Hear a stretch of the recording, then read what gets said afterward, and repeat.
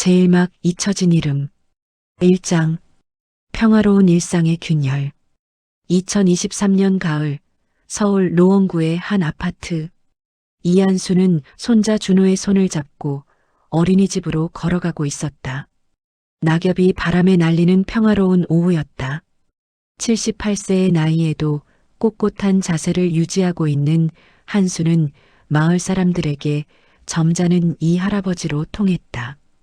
할아버지, 저기 은행잎이 노랗게 변했어요. 5살 준호가 손가락으로 가로수를 가리켰다. 한수는 미소 지으며 손자를 바라보았다. 이런 평범한 순간들이 그에게는 선물 같았다. 젊은 시절, 그는 이런 일상이 가능하리라 상상조차 하지 못했었다. 준호를 어린이집에 데려다주고 돌아오는 길, 한수의 휴대폰이 울렸다. 딸 지영이었다.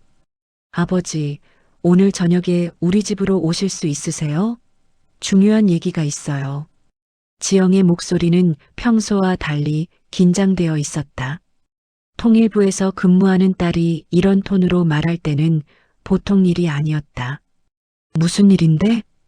전화로는 직접 뵙고 말씀드리는 게 나을 것 같아요. 저녁 7시, 한수는 딸의 아파트 거실에 앉아 있었다. 지영은 남편 태수와 함께 소파에 앉아 심각한 표정을 짓고 있었다. 아버지, 혹시 최영철이라는 이름 기억하세요? 한수의 얼굴이 순간적으로 굳어졌다. 50년 넘게 묻어두었던 이름이었다. 그의 손이 미세하게 떨렸다. 왜 그 이름을 물어보는 거냐? 지난주 판문점 회담 준비 과정에서 북측이 특이한 요청을 했어요. 이산가족 상봉 명단에 최영철이라는 76세 노인이 포함되어 있는데 그 사람이 특정인을 만나고 싶다고 했대요. 누구를? 지영이 조심스럽게 서류 한 장을 꺼냈다. 이한수, 아버지 성함이에요. 거실에 침묵이 흘렀다. 시계 초침 소리만 또각또각 들렸다. 북측에서는 두 분이 6.25 전쟁 때 같이 있었던 사람들이라고만 전했어요. 더 자세한 내용은 말하지 않았고요. 아버지, 이게 무슨 얘기인가요? 한수는 천천히 숨을 들이마셨다. 가슴 깊은 곳에서 오래된 기억들이 솟아올랐다. 1950년 겨울, 흥남부두의 차가운 바람. 영하 20도의 추위 속에서 마지막으로 나눴던 그 눈빛. 그리고 총성. 아버지. 지영의 목소리가 한수를 현실로 끌어당겼다. 그 사람을 내가 죽였다고 생각했는데. 2장. 1950년 겨울. 회상은 1950년 12월로 거슬러 올라갔다. 25살의 이한수와 23살의 최영철은 함께 자란 소꿉친구였다. 함경남도 흥남의 작은 마을에서 태어나 같은 학교를 다니고 같은 꿈을 꾸었다. 영철은 한수보다 2살 어렸지만 항상 형처럼 의지할 수 있는 친구였다. 한수 형, 전쟁이 났어요. 1950년 6월 25일 새벽 영철이 한수의 집으로 뛰어들어왔다. 두 사람은 전쟁의 소용돌이 속으로 휘말려 들어갔다. 처음에는 함께 인민군에 징집되었다. 하지만 한수는 남하 과정에서 인민군의 잔혹함을 목격하며 회의를 느끼기 시작했다. 특히 대전에서 민간인 학살 현장을 목격한 후 그는 더 이상 이 전쟁의 정당성을 믿을 수 없었다. 영철아, 우리 탈출하자. 9월 어느 날 밤 한수가 조심스럽게 말했다. 하지만 영철의 반응은 예상과 달랐다. 형, 무슨 소리예요? 우리는 조국을 위해 싸우는 거예요. 조국? 민간인들을 죽이는 게 조국을 위한 일이야? 그건 전쟁이니까 어쩔 수 없는 거예요. 형도 알잖아요. 두 사람 사이에 균열이 생기기 시작했다. 인천 상륙작전 이후 전세가 역전되었다. 한수는 기회를 포착해 국군에 투항했다. 정보기관은 그의 가치를 알아보고 특수요원으로 훈련시켰다. 영철과의 우정은 그렇게 끊어지는 듯했다. 12월 한수는 특수 임무를 받고 흥남으로 파견되었다. 중공군의 개입으로 국군과 유엔군이 후퇴하는 상황에서 그의 임무는 흥남 지역의 중요 인사들을 철수시키는 것이었다. 눈보라가 몰아치는 어느 날 밤 한수는 한 창고에서 부상당한 인민군 병사를 발견했다. 가까이 다가가 얼굴을 확인하는 순간 그는 숨이 멎을 것 같았다. 영철이, 너야? 피투성이가 된 영철이 희미하게 눈을 떴다. 한수, 형? 영철의 배에는 총상이 있었고 피가 계속 흘러나왔다. 한수는 재빨리 응급처치를 했다. 형이 살려줄게. 버텨. 형, 왜 배신했어요? 우리 함께 싸우기로 했잖아요. 배신이 아니야. 나는 잘못된 길에서 벗어난 거야. 너도 나랑 같이 가자. 영철이 고개를 저었다. 안 돼요. 나는 나의 신념이 있어요. 형이랑은 이제 다른 길이에요. 그때 창고 밖에서 발소리가 들렸다. 인민군 수색대였다. 한수는 재빨리 판단해야 했다. 영철을 데리고 가면 둘 다 죽을 수 있었다. 하지만 영철을 버리고 갈 수도 없었다.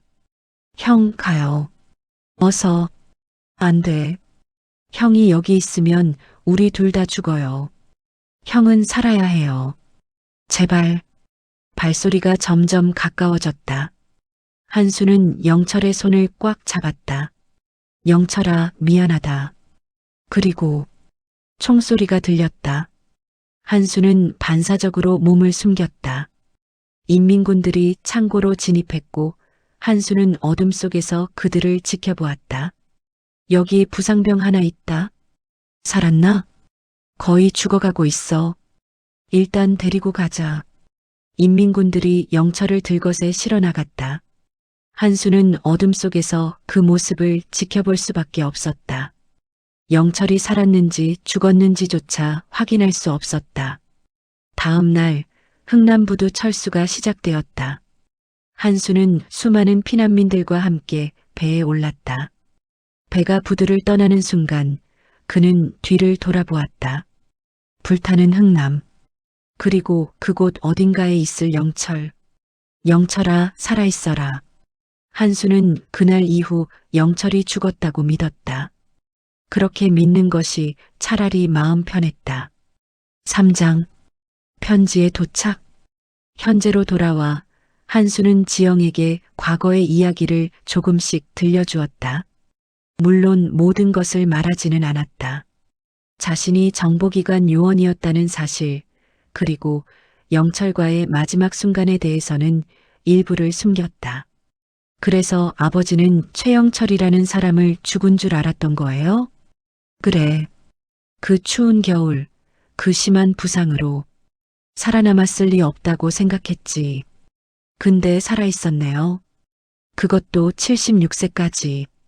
지영이 다른 서류를 꺼냈다. 북측에서 보낸 편지예요.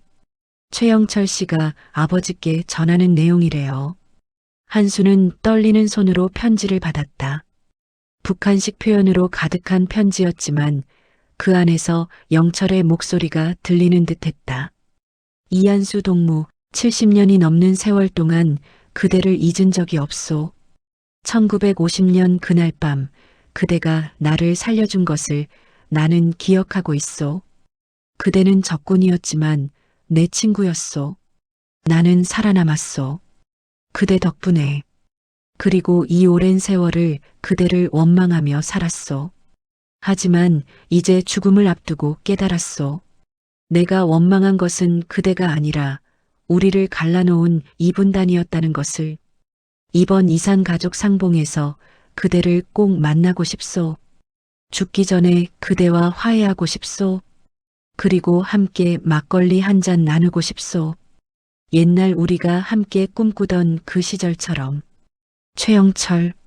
한수의 눈에서 눈물이 흘러내렸다. 78세 노인의 주름진 얼굴을 타고 흐르는 눈물은 70년 묵은 죄책감과 그리움이었다. 아버지. 지영이 아버지의 손을 잡았다. 가볼래요? 금강산에서 만날 수 있대요. 한수는 고개를 끄덕였다. 가야지. 70년을 기다렸는데. 사장. 준비. 이산가족 상봉까지는 한 달의 시간이 있었다. 한수는 그 시간 동안 과거를 정리하기 시작했다. 먼저 그는 오래된 상자를 꺼냈다. 다락방 깊숙이 숨겨두었던 상자에는 전쟁 시절의 물건들이 들어 있었다. 빛바랜 사진 한 장. 1949년 여름 흥남 바닷가에서 영철과 함께 찍은 사진이었다. 두 청년은 밝게 웃고 있었다. 전쟁이 일어나기 1년 전 그들은 미래를 꿈꾸고 있었다. 이게 최영철이에요? 지영이 사진을 보며 물었다. 그래. 그때는 우리 참 순수했지. 한수는 또한 옛 동료 박성민을 만났다. 성민은 한수와 함께 정보기관에서 일했던 동료였고 은퇴 후에도 대북 문제 전문가로 활동하고 있었다. 한수, 자네 정말 가려고? 성민이 커피를 홀짝이며 물었다. 가야지. 이게 마지막 기회일 거야. 조심해야 해. 북한은 우리가 생각하는 것보다 복잡한 곳이야. 최영철이 고위 간부였다면 그의 배경도 복잡할 거고. 나도 알아. 하지만 이건 정치가 아니야. 친구와의 재회야. 성민이 한숨을 쉬었다. 자네가 정보기관에 있었다는 걸 북측이 알면 어떻게 될까? 모르겠어. 하지만 영철이도 비슷한 입장이었을 거야. 우리 둘 다 각자의 길을 선택했고 그에 대한 대가를 치렀지. 한수는 집으로 돌아와 영철에게 보낼 편지를 썼다. 영철아, 내 편지를 받고 70년 동안 가슴에 담아두었던 짐이 조금 가벼워졌다. 나도 그날 이후 단 하루도 너를 잊은 적이 없어. 미안하다. 내가 너를 구하지 못해서, 내가 먼저 떠나서 그 죄책감을 안고 평생을 살았어. 하지만 내가 살아있다는 소식을 듣고 이상하게도 기뻤어. 우리가 다시 만날 수 있다는 게 믿기지 않아. 금강산에서 보자. 그때 내가 좋아하던 막걸리 한 병 가져갈게. 한수. 편지를 쓰는 내내 한수의 손은 떨렸다. 70년 만에 쓰는 친구에게의 편지. 얼마나 많은 말을 해야 할까? 어떻게 시작해야 할까? 그날 밤 한수는 잠을 이루지 못했다. 침대에 누워 천장을 바라보며 그는 영철과의 추억을 하나씩 떠올렸다. 10살 때 함께 강에서 수영하던 날. 영철이 물에 빠졌을 때 자신이 구해준 것. 15살 때 함께 산에 올라가 미래를 이야기하던 날. 영철은 의사가 되고 싶다고 했고 자신은 선생님이 되고 싶다고 했다. 20살 때 영철의 아버지가 돌아가셨을 때 장례식장에서 통곡하는 영철을 안아주었던 것. 그리고 1950년 겨울 그 마지막 밤. 영철아, 우리 정말 다시 만날 수 있을까? 제2막 금강산의 해후. 5장. 떨림. 2023년 11월 초 한수는 딸 지영, 손자 준호와 함께 금강산으로 향하는 버스에 올랐다. 이산가족 상봉 행사에는 100명의 남측 가족들이 참여했다. 버스 안의 분위기는 무거웠다. 대부분 70대, 80대 노인들이었고 모두 떨리는 마음으로 북쪽 가족을 기다리고 있었다. 할아버지, 떨려요? 준호가 한수의 손을 잡으며 물었다. 그럼 많이 떨린다. 왜요? 70년 만에 친구를 만나는 거니까. 할아버지가 너만 했을 때부터 알던 친구야. 준호는 이해가 안 되는 듯 고개를 갸우뚱했지만 할아버지의 손을 꽉 잡아주었다. 금강산 이산가족 상봉 행사장에 도착했다. 큰 홀에는 남측과 북측 가족들이 각각 대기하고 있었다. 한수는 명단을 확인했다. 최영철이라는 이름 옆에 이한수라는 자신의 이름이 적혀 있었다. 곧 시작됩니다. 안내 방송이 나왔다. 한수의 심장이 빠르게 뛰었다. 드디어 문이 열렸다. 북측 가족들이 하나둘씩 들어왔다. 한수는 눈을 크게 뜨고 하나하나 얼굴을 확인했다. 그리고 그를 보았다. 휠체어에 앉은 노인. 76세의 최영철이었다. 머리는 희끗희끗했고 얼굴은 주름으로 가득했지만 그 눈빛만큼은 여전했다. 영철도 한수를 보았다. 두 사람의 눈이 마주쳤다. 시간이 멈춘 듯했다. 한수는 천천히 영철에게 다가갔다. 한 걸음 한 걸음 70년의 세월을 걸어서 영철아, 한수, 형, 두 노인은 서로를 껴안았다.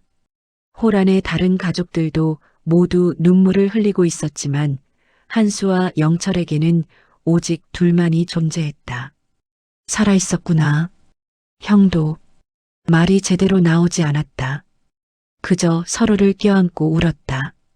70년 동안 쌓인 그리움, 죄책감, 그리고 안도감이 눈물로 터져나왔다. 얼마나 시간이 흘렀을까. 두 사람은 천천히 자리에 앉았다. 영철의 휠체어 옆에 한수가 의자를 당겨 앉았다. 형, 늙었어요. 영철이 한수의 주름진 손을 만지며 말했다. 너도 마찬가지야. 두 사람은 웃었다. 70년 만의 웃음이었다. 6장, 각자의 70년. 상봉 첫날은 집단 만남이었다. 백상의 이산 가족들이 큰 홀에서 함께 시간을 보냈다. 한수와 영철은 조용한 구석에 앉아 이야기를 나눴다. 형, 그날 밤. 기억해요? 영철이 조심스럽게 물었다. 물론이지. 잊을 수가 없어. 형이 나를 살려줬어요. 인민군들이 날 발견하기 직전에 형이 응급처치를 해준 덕분에 나는 살았어요. 미안해. 내가 끝까지 함께 있지 못해서. 영철이 고개를 저었다. 아니에요. 형이 거기 있었으면 우리 둘 다 죽었을 거예요. 형은 살아야 했어요. 그래도, 형, 나도 미안해요. 형을 배신자라고 생각했어요. 오랫동안. 한수는 영철의 손을 꽉 잡았다. 우린 서로 다른 길을 선택했을 뿐이야. 누가 맞고 틀리고의 문제가 아니야. 영철이 천천히 자신의 이야기를 풀어놓기 시작했다. 그날 밤 이후 영철은 인민군 동료들에게 구조되어 평양으로 후송되었다. 몇 달간의 치료 끝에 살아났지만 왼쪽 다리에 장애가 남았다. 그럼에도 불구하고 그는 당의 일꾼이 되었다. 처음에는 형에 대한 복수심으로 살았어요. 형을 찾아서 응징하겠다고 생각했죠. 하지만 세월이 흐르면서 깨달았어요. 형을 원망하는 건 의미가 없다는 걸. 그리고 솔직히 말하면 형이 그리웠어요.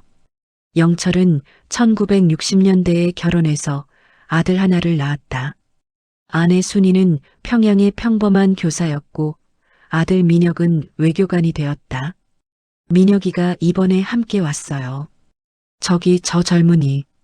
영철이 가리키는 곳을 보니 40대 초반으로 보이는 남자가 서 있었다. 단정한 인상의 외교관이었다. 내 아들도 데려왔어. 한수가 지영을 불렀다. 지영이 다가와 영철에게 인사했다. 아버지 친구분이시군요. 저는 이지영입니다. 영철 아저씨라고 불러요. 아버지의 오랜 친구예요. 어색하지만 따뜻한 분위기가 흘렀다. 한수도 자신의 이야기를 했다. 물론 정보기관에서 일했다는 사실은 숨기고 공무원으로 일했다고만 말했다. 1960년에 결혼했어. 아내는 5년 전에 세상을 떠났고. 그랬구나. 형수님께 인사도 못 드렸네요. 내 소식을 많이 했어. 아내는 너를 한 번도 본 적이 없지만 내 이야기를 듣고 내가 살아있기를 바랐어. 두 사람은 서로의 70년을 조금씩 나눴다. 전쟁 이후 각자의 삶, 기쁨과 슬픔, 성공과 실패 같은 시대를 살았지만 완전히 다른 세계에서 산 두 사람의 이야기는 밤늦도록 이어졌다. 7장 숨겨진 진실. 이틀째 되는 날 개별 만남 시간이 주어졌다. 한수와 영철은 작은 방에서 단둘이 시간을 보낼 수 있었다. 형, 사실 형한테 고백할 게 있어요. 영철의 표정이 심각해졌다. 뭔데? 나, 형이 정보기관에서 일했다는 거 알고 있어요. 한수의 얼굴이 굳어졌다. 어떻게? 1960년대 초반 우리 정보기관에서 형에 대한 정보를 입수했어요. 남측 정보기관의 주요 요원 명단에 형 이름이 있었죠. 나도 그때 비슷한 일을 했어요. 대남 공작부서에서 일했어요. 두 사람은 서로를 바라보았다. 70년 동안 숨겨왔던 진실이었다. 우리 참 아이러니하네요. 영철이 쓸쓸하게 웃었다. 전쟁 중에는 친구였고 전쟁 후에는 적이었고 이제는 뭐가 되는 거지? 그냥 친구예요, 형. 처음부터 끝까지 우리는 친구였어요. 한수가 영철의 손을 잡았다. 영철아, 나도 고백할 게 있어. 뭔데요? 그날 밤, 사실 나한테 선택지가 있었어. 너를 데리고 갈 수도 있었어. 하지만 나는 도망쳤어. 내가 인민군들에게 발견될 것을 알면서도 나는 살기 위해 도망쳤어. 그게 나를 평생 괴롭혔어. 영철이 고개를 저었다. 형, 그건 형 잘못이 아니에요. 형은 이미 충분히 했어요. 나를 살려줬잖아요. 하지만, 형, 들어봐요. 나는 형을 원망한 적 없어요. 오히려 고마웠어요. 형이 나를 살려준 덕분에 나는 아내를 만났고, 아들을 낳았고, 이렇게 다시 형을 만날 수 있었어요. 두 노인은 다시 한번 눈물을 흘렸다. 하지만 이번에는 용서와 화해의 눈물이었다. 영철아, 우리 이제 진짜 화해하자. 과거는 과거고 우리는 지금 여기 있잖아. 그래요, 형. 우리 이제 친구로 남은 시간을 보내요. 8장 가족의 만남. 오후에는 양측 가족들이 함께 시간을 보냈다. 한수의 딸 지영과 영철의 아들 민혁이 처음으로 대화를 나눴다. 아버지께서 이한수 선생님 이야기를 많이 하셨습니다. 민혁이 정중하게 말했다. 우리 아버지도 영철 아저씨 얘기를 자주 하셨어요. 항상 그리워하셨죠. 두 사람은 금강산의 경치를 바라보며 이야기를 나눴다. 남과 북의 2세대가 만나는 순간이었다. 이렇게 만나니까 신기하네요. 우리 아버지들이 친구였다니. 그러게요. 분단만 아니었다면 우리도 어릴 때부터 알고 지냈을 텐데요. 지영이 조심스럽게 물었다. 평양은 어떤가요? 민혁이 잠시 생각하더니 대답했다. 우리에게는 일상이에요. 여기 남쪽 사람들이 서울에서 사는 게 일상이듯이. 그렇겠죠. 미디어에서 보는 것과 실제는 다를 테니까요. 남쪽은 어떤가요? 마찬가지예요. 그냥 일상이에요. 출근하고 퇴근하고 아이 키우고. 두 사람은 웃었다. 정치와 이념을 떠나 그들은 그저 평범한 사람들이었다. 한편 한수는 영철의 아내 순이를 만났다. 형님, 처음 뵙겠습니다. 영철이 아내 김순이입니다. 반갑습니다. 영철이한테 좋은 아내를 만났다는 얘기 들었어요. 순이는 70대 초반의 온화한 인상의 여성이었다. 그녀는 한수에게 정중하게 인사했다. 형님, 우리 영철이가 형님 이야기를 정말 많이 했어요. 만날 수 없어서 안타까워했죠. 저도 마찬가지였습니다. 영철이를 많이 그리워했어요. 형님, 우리 영철이 많이 아파요. 순이의 목소리가 떨렸다. 알고 있어요. 휠체어를 타고 있더군요. 다리만이 아니에요. 심장도. 의사가 오래 못 산다고 했어요. 한수는 가슴이 철렁했다. 얼마나? 길어야 1년이래요. 그래서 이번에 꼭 형님을 만나고 싶어 했어요. 한수는 영철을 바라보았다. 멀리서 손자 준호와 이야기하며 웃고 있는 영철. 그 웃음 뒤에 죽음의 그림자가 있다는 것을 이제야 알았다. 순희 씨, 제가 뭘 도와드릴 수 있을까요? 그냥 형님이 옆에 있어 주세요. 영철이한테는 그게 가장 큰 위로가 될 거예요. 9장 마지막 밤. 상봉 마지막 날 밤 한수와 영철은 금강산 호텔의 작은 방에서 마주 앉았다. 한수는 약속대로 막걸리 한 병을 가져왔다. 형, 이게 진짜 막걸리예요? 그럼 우리 동네에서 유명한 집 거야. 한수가 막걸리를 따랐다. 두 노인은 70년 만에 함께 술잔을 기울였다. 형, 기억나요? 우리가 처음 술 마셨던 날? 그럼 20살 때 너희 아버지 제사 지내고 난 후였지. 맞아요. 그때 형이 너무 많이 마셔서 토했잖아요. 넌 멀쩡하게 집에 갔고 두 사람은 웃으며 추억을 나눴다. 영철아, 순이 씨한테 들었어. 내가 아프다고. 영철의 웃음이 사라졌다. 형한테는 숨길 수 없네요. 왜 말 안 했어? 걱정시키고 싶지 않았어요. 이번 만남이 즐거웠으면 했어요. 바보 같은 놈. 한수의 목소리가 떨렸다. 70년 만에 만났는데 또 헤어져야 해? 형, 우리 나이가 몇인데요. 언젠가는 헤어져야죠. 알아. 하지만 너무 빨라. 영철이 한수의 손을 잡았다. 형, 나는 행복했어요. 형을 다시 만나서, 그리고 형이 날 용서해줘서. 용서? 내가 너한테 용서받아야 할 사람인데. 아니에요, 형. 우리 둘 다 용서받을 필요 없어요. 우린 그냥 친구예요. 처음부터 끝까지. 두 사람은 말없이 술을 마셨다. 창밖으로 금강산의 야경이 보였다. 형, 나 하나만 부탁할게요. 뭔데? 내가 죽으면 우리 아들 민혁이를 좀 봐주세요. 그 애는 착한 애예요. 그리고 형네 지영이랑 친구가 되었으면 좋겠어요. 무슨 소리야? 내가 직접. 형, 제발. 이건 내 마지막 부탁이에요. 한수는 고개를 끄덕였다. 알았어. 약속할게. 고마워요, 형. 밤은 깊어갔고 두 노인은 새벽까지 이야기를 나눴다. 70년의 공백을 메우기에는 시간이 너무 짧았지만 그들은 최선을 다했다. 제3막 이별과 희망. 10장 헤어짐.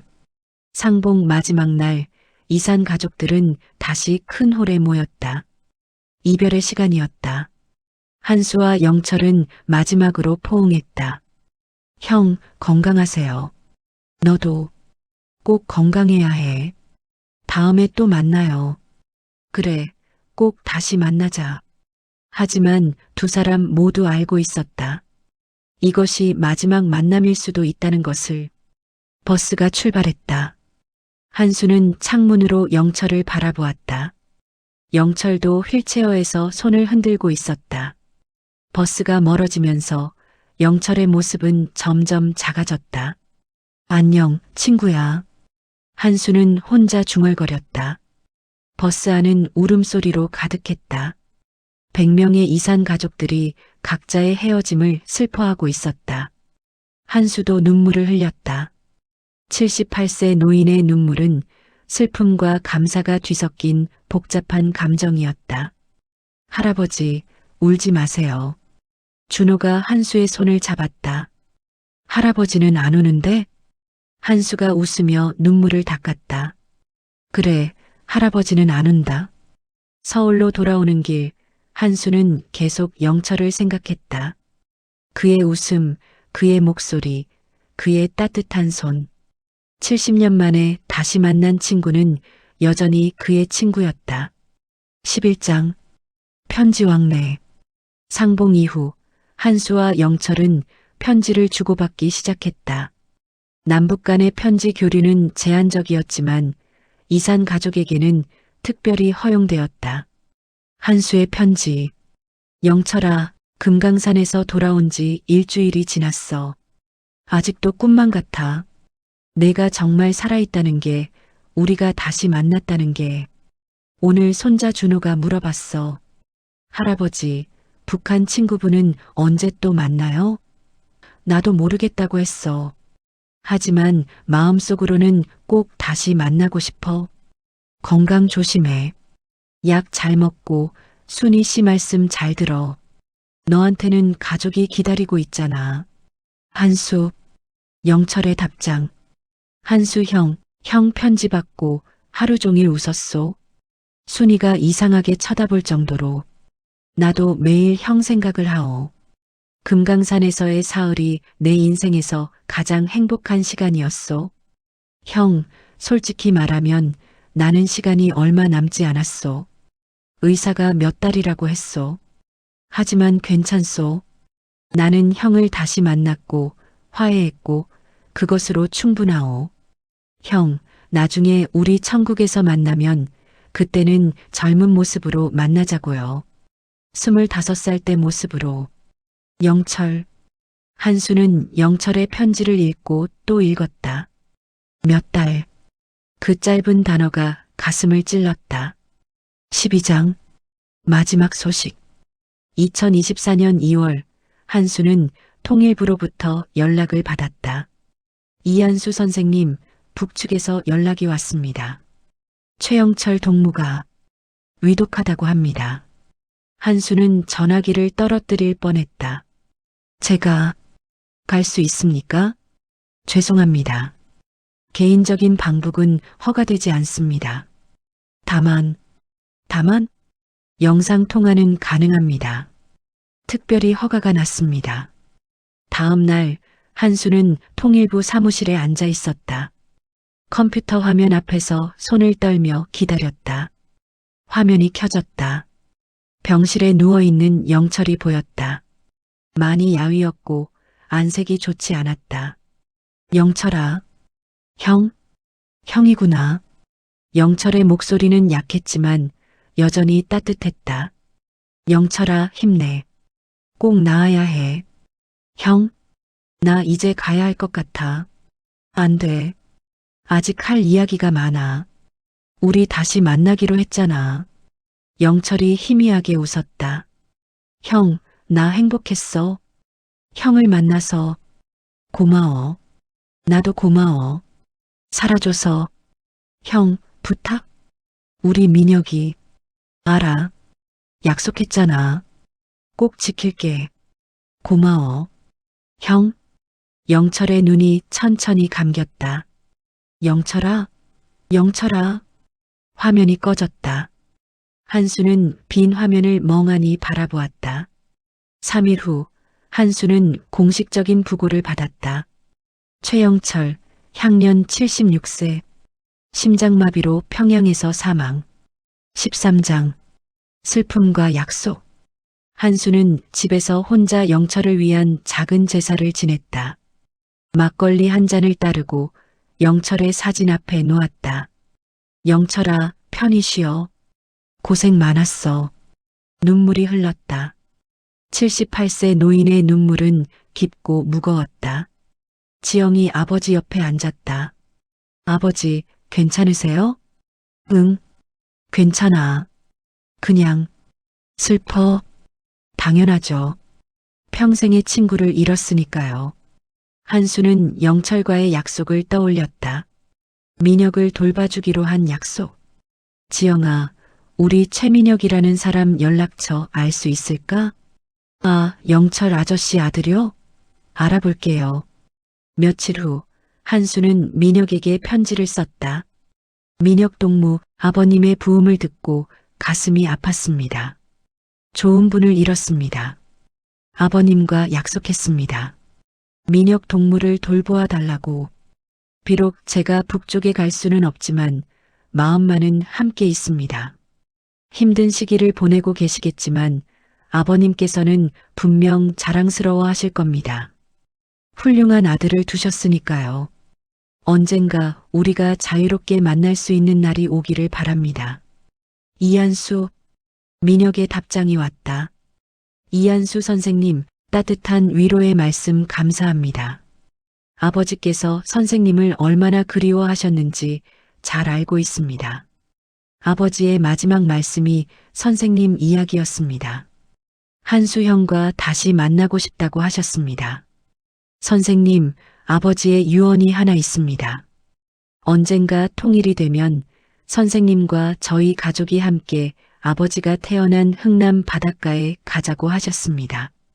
그날이 올 때까지 저는 아버지의 뜻을 이어가겠습니다. 최민혁? 한수는 편지를 읽으며 결심했다. 영철의 유언을 꼭 이루겠다고. 14장. 다리 놓기. 한수는 민혁과 정기적으로 편지를 주고받기 시작했다. 남북 간의 긴장이 계속되는 상황에서도 두 가족은 연결고리를 유지했다. 한수는 또한 이산가족 상봉 확대를 위한 활동에 참여하기 시작했다. 78세의 나이에도 불구하고 그는 강연을 다니고 인터뷰를 하고 정부에 건의했다. 제 친구 영철이는 죽기 전에 저를 만났습니다.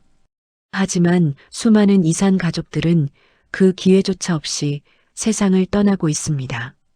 우리에게 시간이 없습니다. 한수의 활동은 언론의 주목을 받았다. 그의 이야기는 많은 사람들에게 감동을 주었다. 지영도 통일부에서 이산 가족 문제를 담당하게 되었다. 아버지의 영향이었다. 아버지, 제가 이 일을 하는 게 의미 있는 것 같아요. 그래.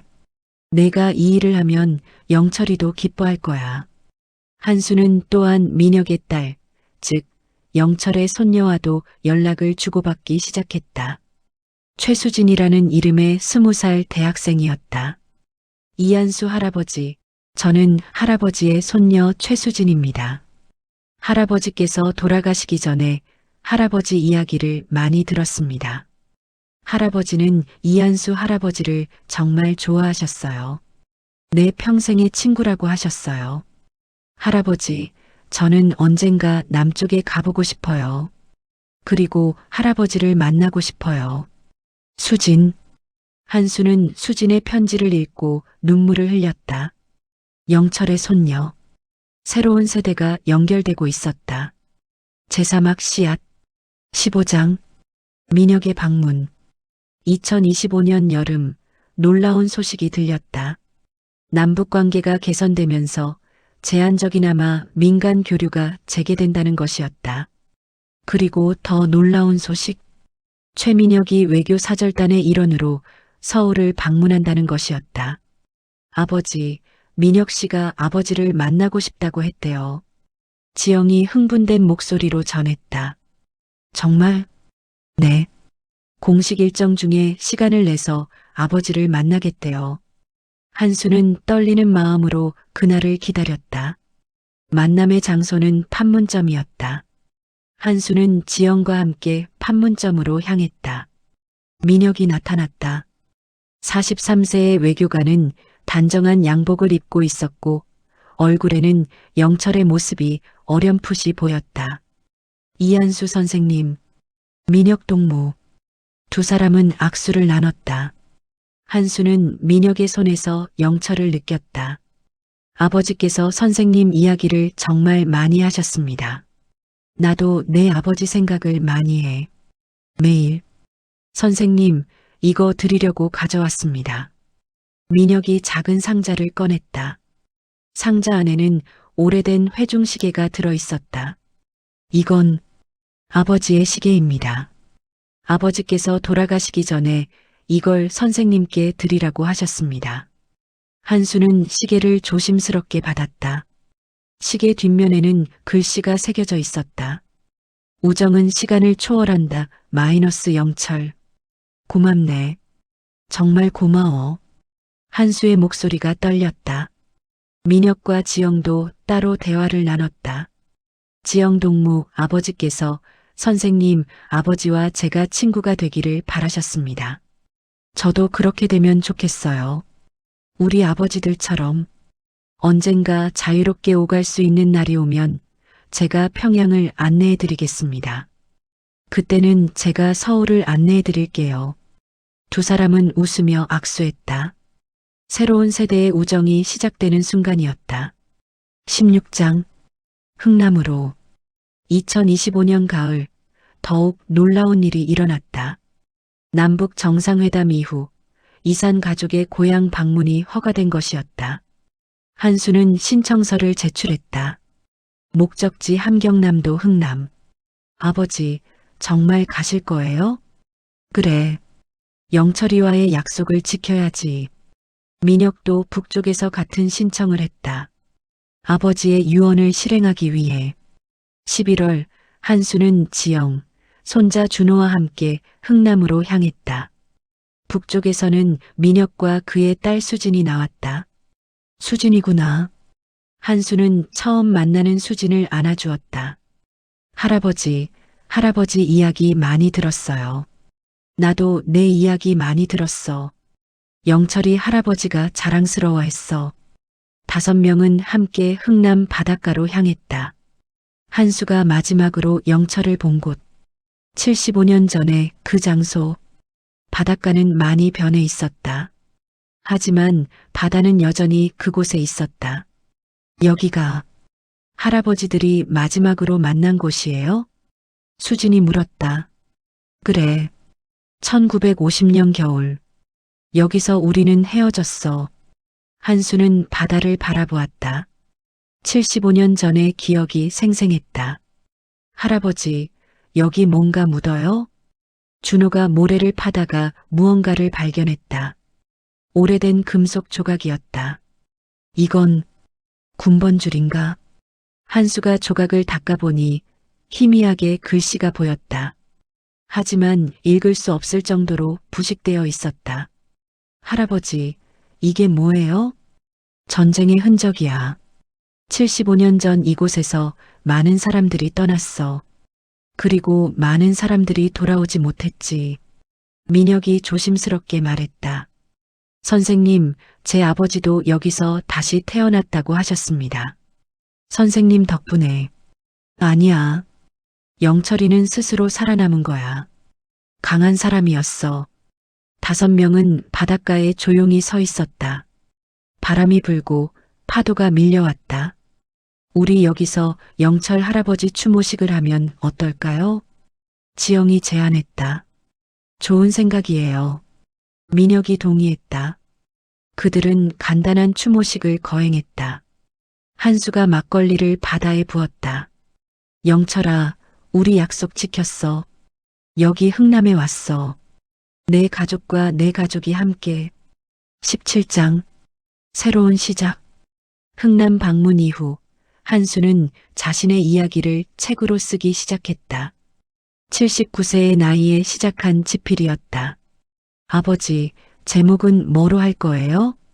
38선의 봄. 영철이와 내가 함께 꿈꾸던 봄이야. 한수는 매일 몇 시간씩 글을 썼다. 1950년 겨울부터 2025년 가을까지 75년의 이야기를. 민혁도 북쪽에서 아버지의 이야기를 정리하고 있었다. 두 사람은 편지로 내용을 공유하며 하나의 이야기를 만들어갔다. 선생님, 제 아버지의 일기를 찾았습니다. 민혁의 편지에는 영철의 일기 사본이 동봉되어 있었다. 1951년 1월 5일. 오늘도 한수 형 생각을 했다. 형은 지금 어디에 있을까? 살아있을까? 형이 나를 살려줬다. 형은 적군이었지만 내 친구였다. 나는 형을 원망하지 않는다. 오히려 고맙다. 언젠가 다시 만날 수 있을까? 이 전쟁이 끝나면 우리는 다시 친구가 될 수 있을까? 한수는 영철의 일기를 읽으며 눈물을 흘렸다. 영철도 자신을 그리워하고 있었구나. 영철아, 우리 결국 다시 만났잖아. 늦었지만. 18장 책의 출간 2026년 봄 한수의 책 38선의 봄이 출간되었다. 남북 공동 출판의 형태로 북측에서는 민혁이 정리한 영철의 이야기가 함께 실렸다. 책은 큰 반향을 일으켰다. 남과 북에서 동시에 베스트셀러가 되었다. 출판 기념회가 판문점에서 열렸다. 남측에서는 한수와 지영이, 북측에서는 민혁과 수진이 참석했다. 이 책은 제 친구 영철이와의 우정에 대한 이야기입니다. 하지만 동시에 분단의 아픔과 화해에 대한 이야기이기도 합니다.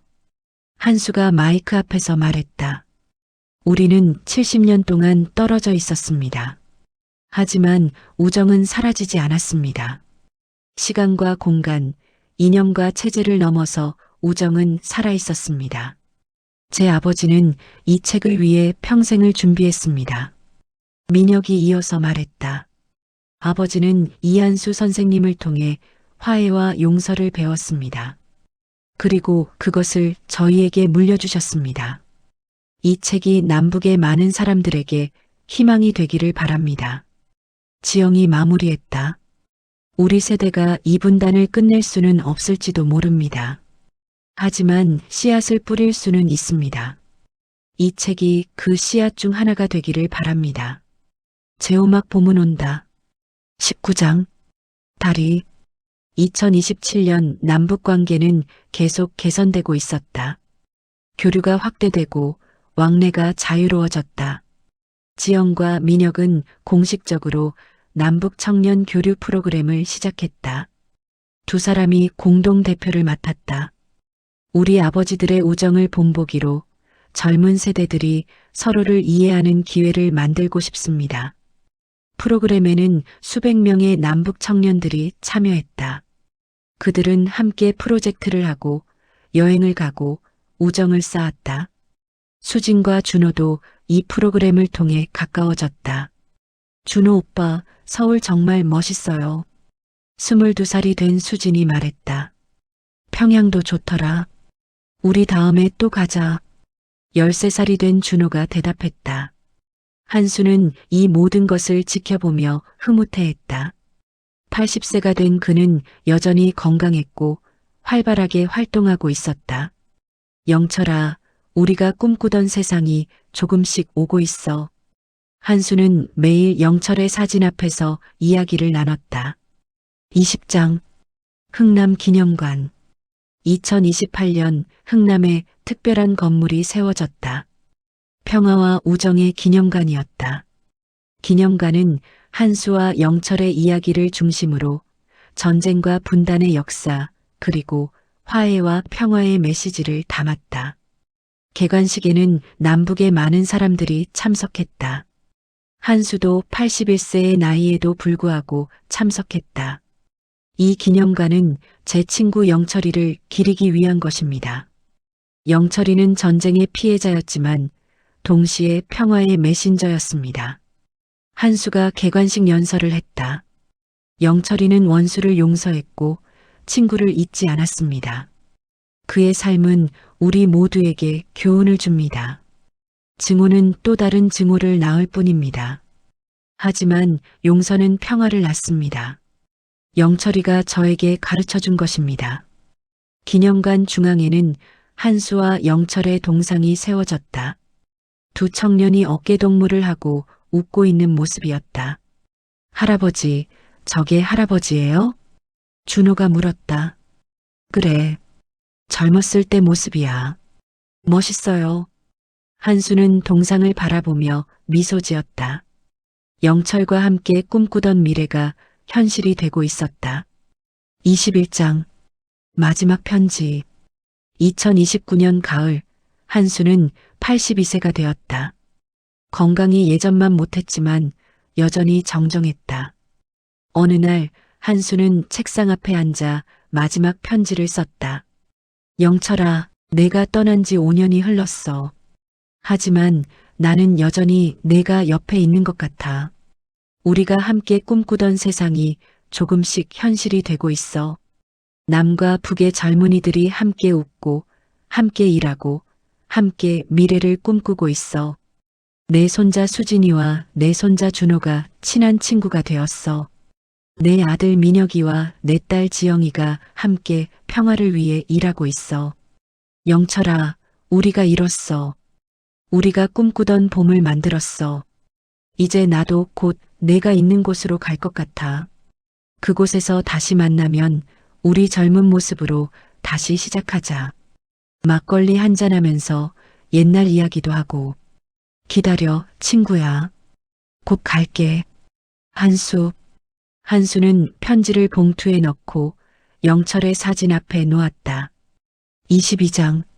봄날. 2030년 봄, 한수는 조용히 눈을 감았다. 향년 83세. 가족들이 지켜보는 가운데 평화롭게 숨을 거두었다. 장례식에는 수많은 사람들이 참석했다. 남쪽에서 북쪽에서 모두가 한수를 애도했다. 민혁과 수진도 서울로 왔다. 선생님은 제게 아버지 같은 분이셨습니다. 민혁이 조사를 읽었다. 선생님께서는 저희에게 용서와 화해를 가르쳐 주셨습니다. 증오를 넘어서는 사랑을 보여주셨습니다. 선생님, 부디 편히 쉬십시오. 그리고 제 아버지와 다시 만나십시오. 한수의 유언대로 그의 유골 일부는 흥남 바닷가에 뿌려졌다. 영철이 잠든 곳 근처에. 할아버지, 안녕히 가세요. 지영이 바다에 꽃을 던졌다. 영철 할아버지와 행복하세요. 바람이 불고 파도가 밀려왔다. 봄날의 따뜻한 바람이었다. 에필로그 그리고 봄은 계속된다. 2040년 한반도는 많이 변했다. 완전한 통일은 아니었지만 남북은 자유롭게 왕래할 수 있게 되었다. 지영과 민혁은 여전히 평화를 위해 일하고 있었다. 두 사람은 이제 60대가 되었지만 열정은 여전했다. 수진과 준호는 결혼했다. 남북의 결혼이 자연스러운 일이 된 시대였다. 할아버지, 우리 딸 이름 뭐로 지을까요? 수진이 준호에게 물었다. 봄이 어때? 할아버지들이 꿈꾸던 봄을 기념해서. 좋아요. 이 봄, 예쁜 이름이네요. 흥남의 평화와 우정 기념관은 여전히 많은 사람들이 찾는 곳이었다. 특히 학생들의 수학여행 코스로 인기였다. 여러분, 이 동상을 보세요. 이한수 할아버지와 최영철 할아버지입니다. 가이드가 설명했다. 두 분은 전쟁으로 헤어졌지만 70년 후에 다시 만났습니다. 그리고 그 우정이 지금 우리가 사는 이 평화로운 세상을 만드는 씨앗이 되었습니다. 우리가 지금 자유롭게 남북을 오갈 수 있는 것도 이 두 분의 우정 덕분입니다. 학생들은 진지하게 동상을 바라보았다. 어느 봄날 지영과 민혁은 흥남 바닷가를 걸었다. 민혁 씨, 우리 아버지들 자랑스러워 하시겠죠? 당연하죠. 우리가 그분들의 꿈을 이뤘으니까요. 두 사람은 바다를 바라보았다. 따뜻한 봄바람이 불었다. 지영 동무, 저기 봐요. 민혁이 하늘을 가리켰다. 철새들이 북쪽으로 날아가고 있었다. 철새들처럼 우리도 자유롭게 오가게 되었네요. 그러게요. 이제 38선은 더 이상 우리를 가르지 못해요. 바다 위로 햇살이 반짝였다. 새로운 봄이었다. 그리고 어딘가에서 한수와 영철이 함께 웃으며 이 모든 것을 지켜보고 있을 것 같았다. 잘했어, 친구야. 너도 형. 봄은 왔다. 그들이 꿈꾸던 봄이. 그리고 그 봄은 계속될 것이다. 다음 세대에게, 그 다음 세대에게, 영원히.